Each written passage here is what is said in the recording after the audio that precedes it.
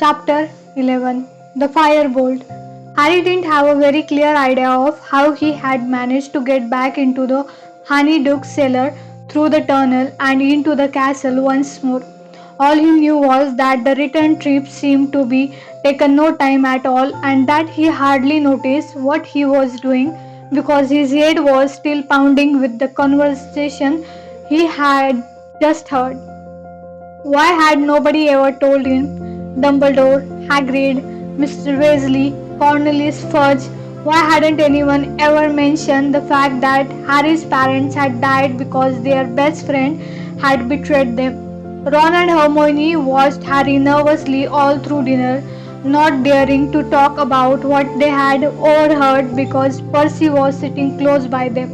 When they went upstairs to the crowded common room, it was to find Fred and George had set off half a dozen dungums in a fit of end of terms high spirit. Harry, who didn't want Fred and George asking him whether he had reached Hogsmeade or not, sneaked quietly up to the empty dormitory and headed straight for his bedside cabinet. He pushed his books aside and quickly found what he was looking for, the leather-bound photo album Hagrid had given him 2 years ago, which was full of wizard pictures of his mother and father. He sat down on his bed, drew hanging around him and started turning the pages, searching until he stopped on a picture of his parents' wedding day. There was his father waving up at him, beaming the untidy black hair Harry had inherited, standing up in all directions. There was his mother, alight with happiness, arm in arms with his dad, and there that must be him, their best man. Harry had never given him a thought before.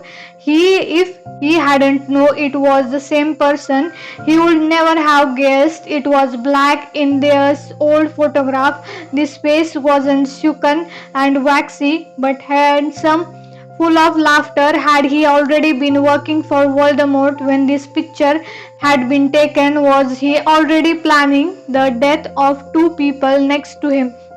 Did he realize he was facing 12 years in Azkaban, 12 years that would make him unrecognizable? But the Dementors don't affect him, Harry thought, staring into the handsome, laughing face. He doesn't have to hear my mom screaming if they get too close.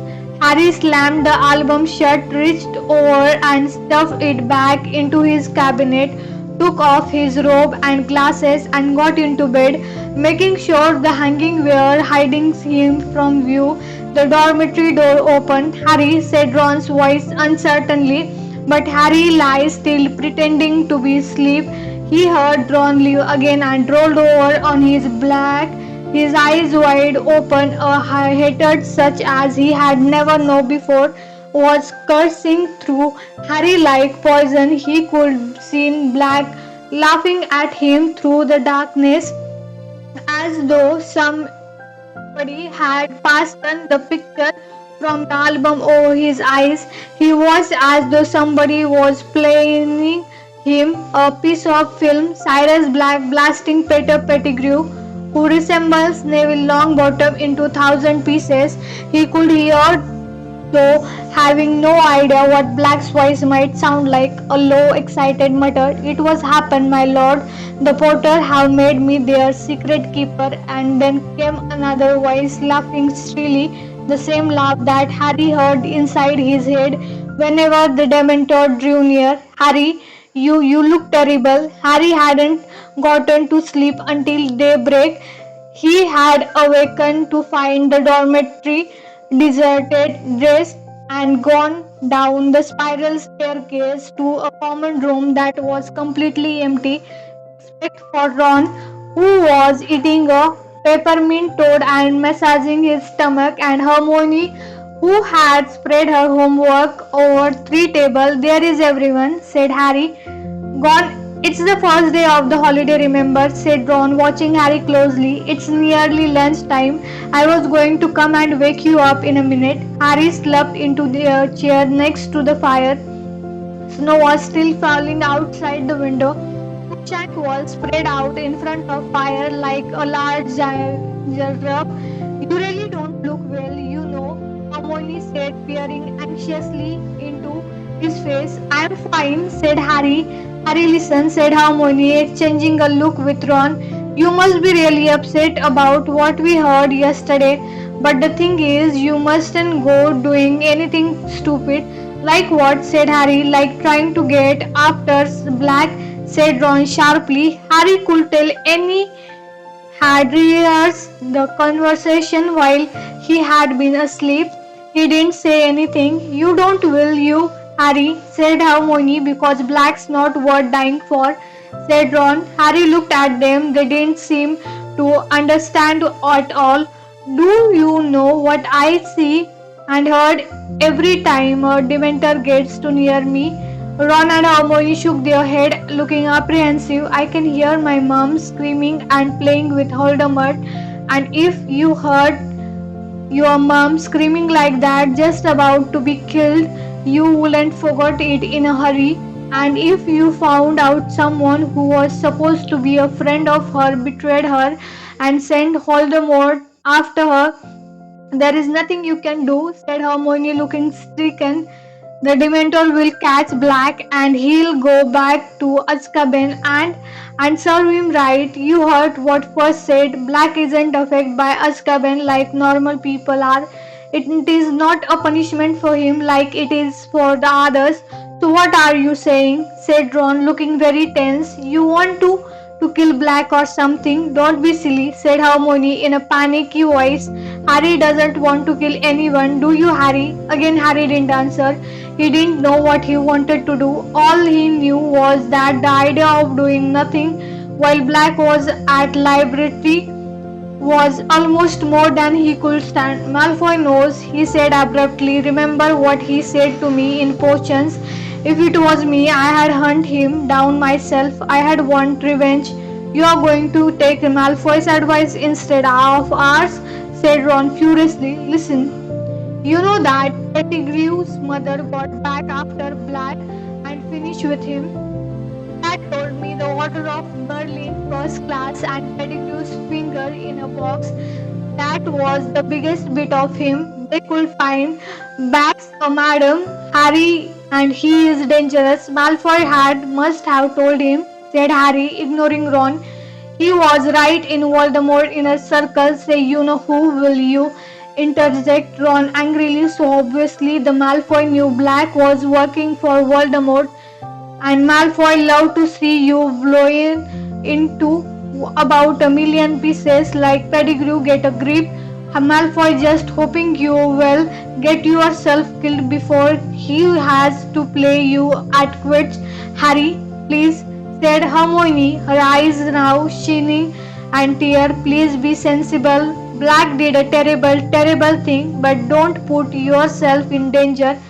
It's what Black wants. Oh, Harry, you had be playing right into Black's hand.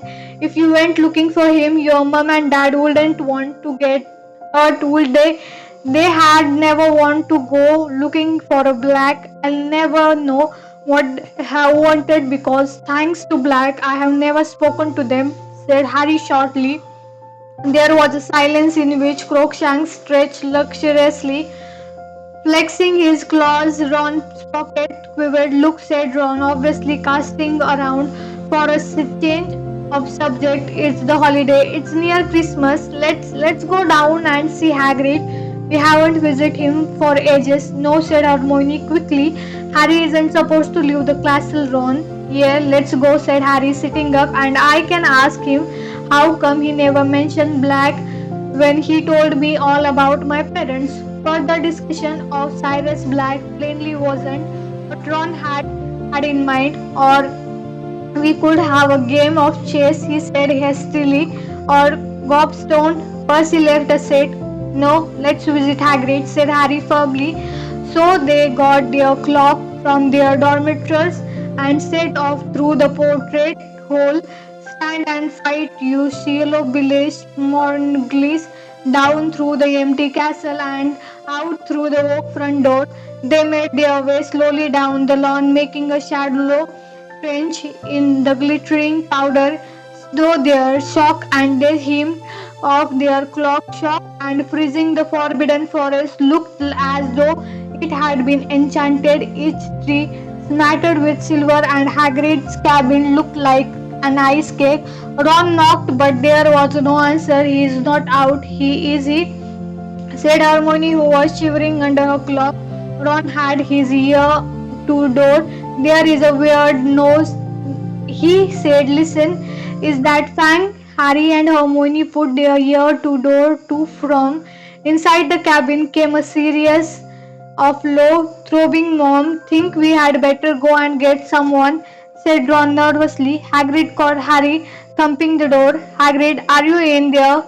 There was a sound of heavy footsteps, then door cracked open. Hagrid stood there with his eyes red and swollen, tears splashing down the front of his leather vest. You have heard the bell out, and he flung himself onto Harry's neck. Hagrid being at least twice the size of a normal man, this was no laughing matter. Harry is about to collapse under Hagrid's weight, was rescued by Ron and Hermione, who each seized Hagrid under an arm and heaved him back into the cabin.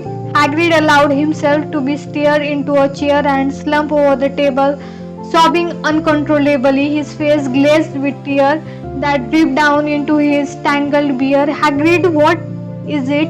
Said Hermione aghast. Harry spotted an official looking little flying open on the table. What's this, Hagrid? Hagrid's sob rebounded, but he showed the letter toward Hagrid, who picked it up and read aloud. Dear Mr. Hagrid, further to our inquiry into the attack by Hippogriff on a student in your class, we have accepted the assurance of Professor Dumbledore that you bear no responsibility for the regrettable incidents. Well, that's okay then, Hagrid, said Ron, clapping Hagrid on the shoulder, but Hagrid continued to sob and waved one of his giant hand, inviting Harry to read on. However, we must register our concern about the hippogriff in question. We have decided to uphold the official complaint of Mr. Lucius Malfoy, and his matter will therefore be taken into committee for the disposal of dangerous creature. The hearing will take place on April 20th, and we ask you to be present yourself and your hippogriff at the committee's office in London on that day. In the meantime, the hippogriff should be kept tethered and isolated. You are in fellowship.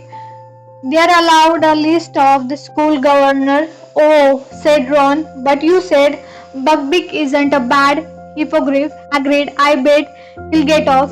You don't know them. Gargoyles at the committee for the disposal of dangerous creature. Chalk Hagrid, wiping his eyes on his sleeve. They have got it in for interesting creatures. A sudden sound from a corner of Hagrid's cabin made Harry, Ron, and Hermione wipe around. Buckbeak, the hippogriff, was lying in the corner, tumbling on something that was oozing blood all over the floor. I couldn't leave him tied up out there in the snow, choked Hagrid, all of his own at Christmas. Harry, Ron, and Hermione looked at one another. They had never seen eye to eye with Hagrid about what he called interesting creature and other people called terrifying monsters. On the other hand, there didn't seem to be any particular harm in Buckbeak. In fact, by Hagrid's usual standard, he was positively cute. You'll have to put up a good strong defense, Hagrid, said Hermione, sitting down and laying a hand on Hagrid's massive forearm. I'm sure you can prove Buckbeak is safe. Won't make no difference, so Hagrid them disposal devils. They'll all in Lucius Malfoy's pocket, scared of him, and if I lose the case, Buckbeak. Hagrid drew his finger swiftly across his throat, then gave a great wail and lurched forward, his face in his arm. What about Dumbledore, Hagrid, said Harry. He's done more enough for me already, groaned Hagrid. Got enough on his plate, what with keeping them Dementor out the castle and Cyrus Black looking around. Ron and Hermione looked quickly at Harry as though expecting him to start betraying Hagrid for not telling him the truth about Black, but Harry couldn't bring himself to do it. Not now that he saw Hagrid so miserable and scared. Listen, Hagrid, he said, you can't give up. Hermione is right. You just need a good defense. You can call us and witness. I'm sure I have read about a case of hippogriffs baiting, said Hermione thoughtfully. We are the hippogriffs got off. I'll look it up for you, Hagrid, and see exactly what happened. Hagrid holds still more loudly. Harry and Hermione looked at Ron to help them. Shall I make a cup of tea? Said Ron. Harry stared at him. It's what my mum does whenever someone's upset, Ron muttered, struggling. At last, Harry, after many more assurance of help, with a steaming mug of tea in front of him, Hagrid blew his nose on a handkerchief the size of the tablecloth and said, You're right, I can afford to get 2 pieces. Got pull myself together. Fang the boarhound came timidly out from under the table and laid his head on Hagrid's knee. I have not been myself lately, said Hagrid, stroking Fang with one hand and mopping his face with the other, worried about Bugby and no one like me. Classes, we do like them, lied Hermione at once. Yeah, they're great, said Ron, crossing his finger under the table. How are the glowworms dead? Said Hagrid gloomily. Too much lettuce. Oh no, said Ron, his lips twitching, and them Dementor make me feel really terrible. And all, said Hagrid with a sudden shudder. Gotta walk past. I'm every time I want a drink in the Three Broomsticks, like being back in Azkaban. He fell silent, gulping his tea. Harry, Ron, and Hermione watched him breathlessly. They had never heard Hagrid talk about his brief spell in Azkaban before. After a pause, Hermione said timidly, Is it our fool in there, Hagrid? You have no idea, said Hagrid quietly. Never been anywhere like it. Thought I was going mad. Keep going over horrible stuff in my mind. The day I got expelled from Hogwarts, day me dad died, day I had to let Norbert go. His eyes filled with tears. Norbert was the baby dragon Hagrid had once owned in a game card. You can really remember who you are after a while, and you can see the point of living at all. I used to hope I had just died in me sleep. When they let me out, it was like being born again. Everything came flooding back. It was the best feeling in the world. Mine, the Dementors weren't keen on letting me go, but you were innocent, said Hermione. Hagrid snored. Think that matters to them. They don't care long as they have got a couple of hundred humans stuck there with them, so they can leech all the happiness out of them. They don't give a damn who is guilty and who's not. Hagrid went quiet for a moment, staring into his tea. Then he said quietly, though, just let things Buckbeak go, trying to make him fly away. But how do you explain to Hippogriff it's got to go into hiding and I'm scared of breaking the law? He looked up them, tear leaking down his face again. I don't ever want to go back to Azkaban. The trip to Hagrid through far from fun had nevertheless had the effect Ron and Hermione had hoped. Though Harry had by no means forgotten about Black, he couldn't brood constantly on revenge if he wanted to help Hagrid win his case against the Committee for Disposal of Dangerous Creatures. He, Ron and Hermione went to the library the next day and returned to the empty common room, landed with books that might help prepare a defense for Buckbeak. The three of them sat in front of roaring fires, slowly turning the pages of dusky volume about famous case of marauding beasts, speaking occasionally when they ran across something relevant.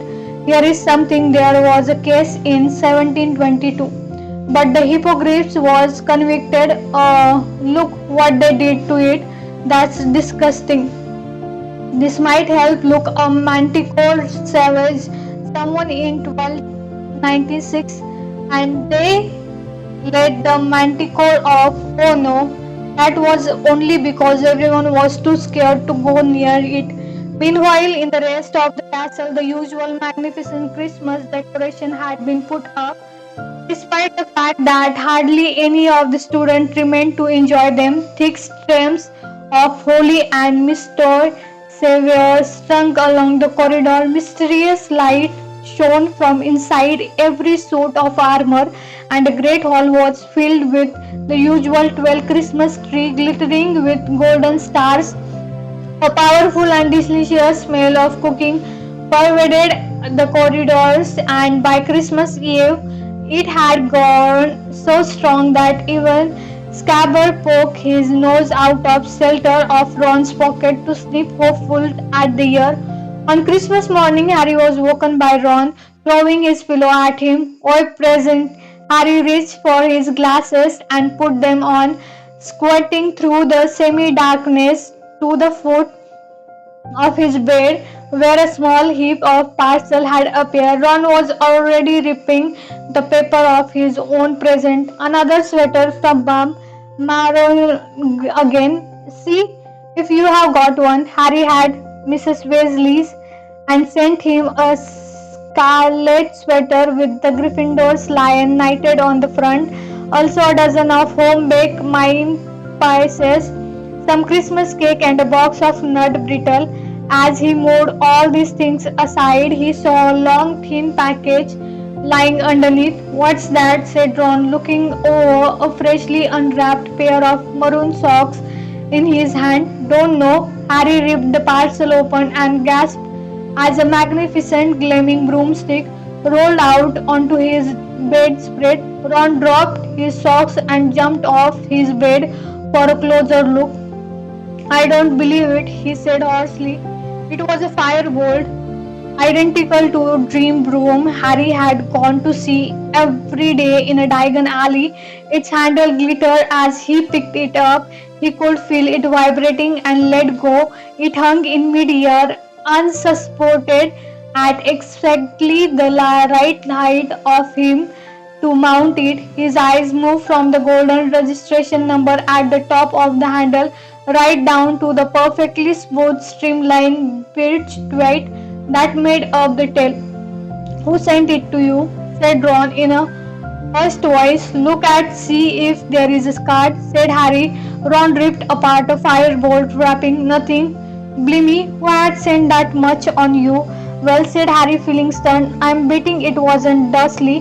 "I bet it was Dumbledore," said Ron, now walking around and around it. "Firebolt, taking in every glorious inch. He sent you the invisibility cloak anonymously." "That was my dad's, though," he said. "Dumbledore was just passing it on to me. He wouldn't spend hundreds of gallons on me. He can't go giving students stuff like this. That's why he wouldn't say it was from him," said Ron, "in case someone get like Malfoy said it was favoritism." "Hey Harry," Ron gave a great whoop of laughter. "Malfoy, wait till he sees you on this. He'll be sick as a pig. This is an international random room, this is." "I can't believe this," Harry muttered, running a hand along the firebolt, while Ron sank onto Harry's bed, laughing his head off at the thought of Malfoy. "Who I know," said Ron, controlling himself. "I know who it could have been. Lupin." "What?" said Harry, now starting to laugh himself. "Lupin? Listen, if he had this much gold, he had been able to buy himself some new robes." "Yeah, but he likes you," said Ron, "and he was away when you or Nimbus got smashed, and he might have heard about it and decided to visit Diagon Alley and get this for you." "What do you mean he was away?" said Harry. "He was ill when I was playing in that patch." "Well, he wasn't in the hospital wing," said Ron. "I was there cleaning out the bedpan on that detention from Snape, remember?" Harry frowned at Ron. "I can't see Lupin affording something like this. What are you two laughing about? Hermione had just come in wearing her dress crown and carrying Crookshank, who was looking very grumpy with a string of tinsel tie around his neck. Don't bring him here, said Ron hurriedly, snatching Scabbard from the depth of his bed and stopping him in his pajama pocket. But Hermione wasn't listening. She dropped Crookshank onto Simon's empty bed and stared open-mouthed at Firebolt. Oh, Harry, who sent you that? No idea, said Harry. There wasn't a card or anything with it. To his great surprise, Hermione did not appear either excitedly or intrigued by the news. On the contrary, her face fell and she bit her lip. What's the matter with you? Said Ron. I don't know, said Hermione slowly, but it's a bit odd, isn't it? I mean, this is supposed to be quite a good broom, isn't it? Ron sighed exasperately. It's the best broom there is, Harmony, he said. So it must have been really expensive. Probably cost more than all the Slytherin's broom put together, said Ron happily. Well, who had sent Harry something as expensive as that and not even tell him they had sent it, said Harmony. Who cares, said Ron impatiently. Listen, Harry, can I give a go on it? Can I? I don't think anyone should ride that broom just yet, said Hermione shrilly. Harry and Ron looked at her. What do you think, Harry, going to do with it? Sweep the floor, said Ron. But before Hermione could answer, Crookshank sprang from Simon's bed right at Ron's chest. Get him out of here, Ron bellowed as Crookshank claws ripped his pajamas and Scrabber attempted a wild escape over his shoulder. Ron seized Scrabber by the tail and yanked a misjudged kick at Crookshank that hit the trunk at the end of Harry's bed, knocking it over and causing Ron to hop up and down, howling with pain. Crookshank's fur suddenly stood on end. A shrill, tiny whistling was filling the room. The pocket's neckoscope had become some dislodged from Uncle Vernon's old socks and was brilliant and gleaming on the floor. I forgot about that, Harry said, bending down and picking up the neckoscope. I never wear those socks if I can help it. The sex-scope whirled and whistled in his palm. Crookshank was hissing and spitting at it. You had better take that cat out of here, Hermione, said Ron furiously, sitting on Harry's bed, nursing his toe. Can you shut that thing up? He added to Harry as Hermione strode out of the room. Crookshank's yellow eyes still fixed maliciously on Harry. Harry stuffed the stethoscope back inside the socks and threw it back into his trunk. All that he could hear now were Ron's deep moans of pain and rage. Scrabble was huddled in Ron's hand. It was been a while since Harry had been him out of Ron's pocket, and he was unpleasantly surprised to see that Scrabble, once so fat that was now he is not looking too good, he is, said Harry. It's stress, said Ron. He had been fine if that big stupid football left him alone. But Harry remembered what the women at the magical menagerie had said about Rat living only 3 years. Couldn't help feeling that unless Scabber had powers he had never revealed, he was reaching the end of his life. And despite Ron's frequent complaint that Scabber was both boring and useless, he was sure Ron would be very miserable if Scabber died. Christmas spirit was definitely thin on the ground in the Gryffindor common room that morning. Hermione had shut Crookshank in her dormitory but was furious with Ron for trying to kick him. Ron was still fuming about Crookshank's fresh attempt to eat Scabber. Harry gave up trying to make them talk to each other and devoted himself to examining the firebolt which he had brought down to the common room with him. For some reason this seemed to annoy Hermione. as well. He didn't say anything, but she kept looking darkly at the broom as though it took had been criticizing her cat. At lunchtime, they went down to the great hall to find that the house table had been moved against the wall again, and that a single table set for 12 stood in the middle of the room. Professor Dumbledore, McGonagall, Snape, Sprout, and Flitwick were there, along with Filch and Caretaker, who had taken off his usual brown coat and was wearing a very old and rather moldy looking tailcoat. There were only three other students, two extremely nervous looking first year and the sullen faced Slytherin fifth year. Merry Christmas, said Dumbledore as Harry, Ron, and Hermione approached the table. As there are so few of us, it seemed foolish to use the house table. Sit down, sit down.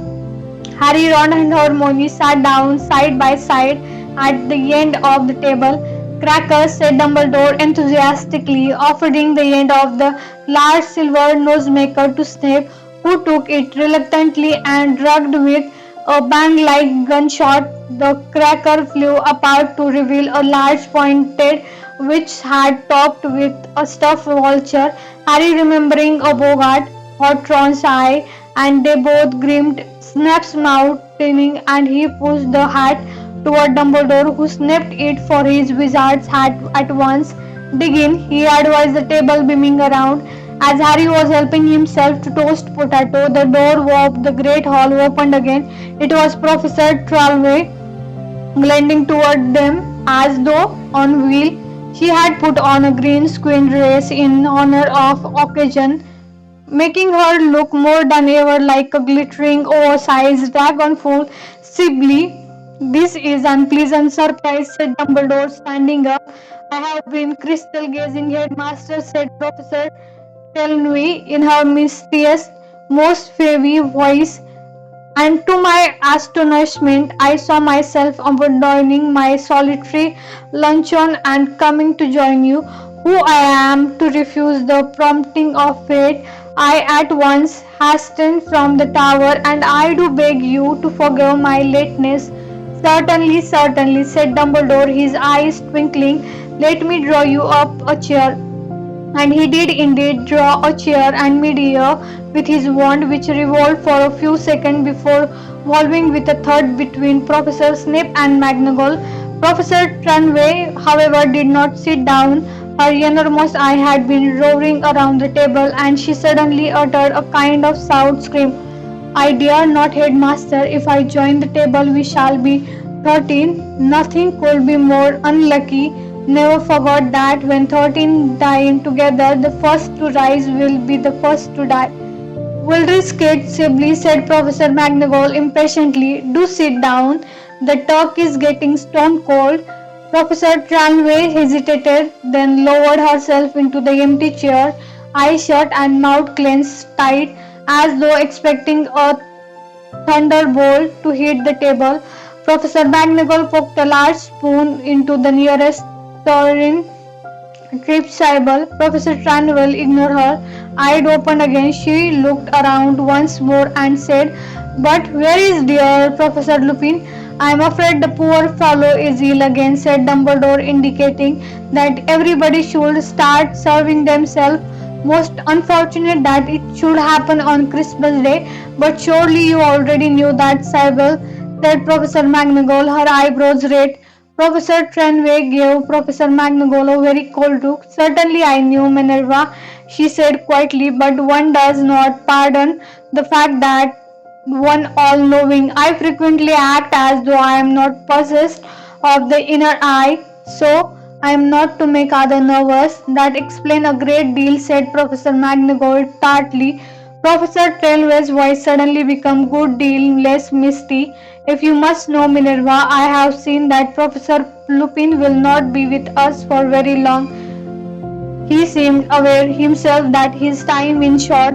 He positively felt that when I offered the crystal gaze for him. Imagine that, said Professor McGonagall dryly. I doubt, said Dumbledore in a cheerful but slightly raised voice, which put an end to the Professor McGonagall and Professor Trelawney's conversation. That Professor Lupin is an immediate danger. Severus, you have made the potion for him again. Yes, headmaster, said Snape.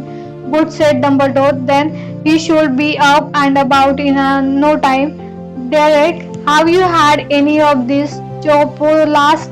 They are excellent. The first year boy went furiously red on being addressed directly by Dumbledore and looked the platter of sausage with trembling hand. Professor Trunway behaved almost normal until the very end of the Christmas dinner.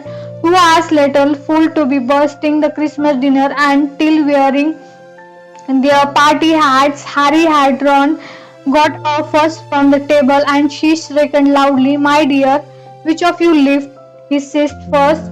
"Don't know," said Ron, looking uneasy at Harry. "I doubt it will make much difference," said Professor McGonagall coldly, "unless a mad axe man is waiting outside the door to slaughter the first into the entrance hall." Even Ron laughed. Professor Tanway looked highly affronted.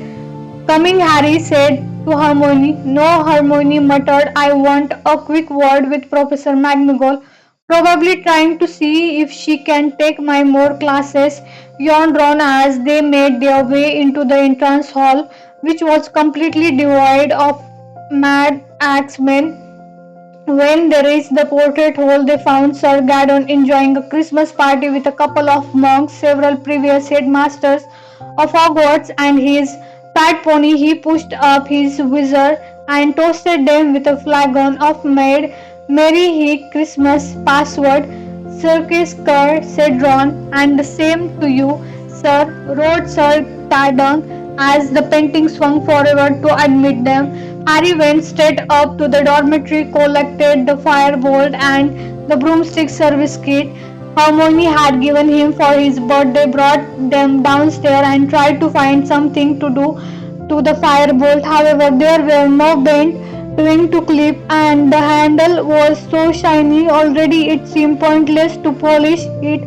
He had once simply sat admiring it from very angle until the portrait hole opened and Hermione came in, accompanied by Professor McGonagall. Through Professor McGonagall was head of Gryffindor House. Harry had seen her in a common room only once before, and that had been to make a very grave announcement. He and Ron stared at her, both holding the firebolt. Hermione walked around them, sat down, picked up the nearest book, and hid her face behind it. "So that's it," said Professor McGonagall badly, walking over the fires and staring at the firebolt. "Miss Granger had just informed me that you have been sent a broomstick porter." Harry and Ron looked around at Hermione. They could see her forehead treading over the top of her book, which was upside down. "May I?" said Professor McGonagall, but she didn't wait for an answer. Before pulling the firebolt out of their hand, she examined it carefully from handle to twingy end. And there was no note at all, Potter. No card, no message of any kind. "No," said Harry blankly. "I see," said Professor McGonagall. "Well, I am afraid I will have to take it this Potter." "What?" said Harry, scrambling to his feet. "Why, it will need to be checked for genetics," said Professor McGonagall. "Of course, I am not expert, but I daresay Madam Hooch and Professor Flitwick will strip it down." "Strip it down," repeated Ron as though Professor McGonagall was mad. "She shouldn't take more than a few weeks," said Professor McGonagall. "You will have to back if we are sure it is jinx free." "Where there is nothing wrong with it," said Harry, this voice shaking slightly. "Honestly, Professor, you can't know that, Potter," said Professor McGonagall quite kindly. "Not until you have flown it at any rate, and I am afraid that it is out of question until we are certain that it was not being tampered with. Shall keep you informed." Professor McGonagall turned on her heel and carried the firebolt out of the portrait hole, which closed behind her. Harry stood staring after her, and tin of high-finished polished steel clutch in his hand. Ron, however, rounded on Harry. "What did you go running to McGonagall eye for?" Hermione threw her books aside. She was still pink in the face, but stood up and faced Ron. "Definitely, because I thought, and Professor McGonagall agreed with me, that that broom was probably sent to Harry by Sirius Black." That's it for today. Thank you so much. Stay tuned for next chapter. Till then, see ya. Bye bye.